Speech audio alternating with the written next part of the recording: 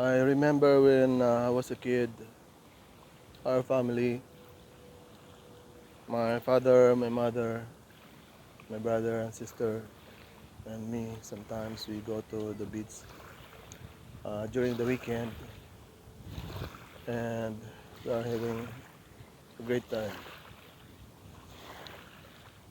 That was in San Andres, Romblon, Philippines.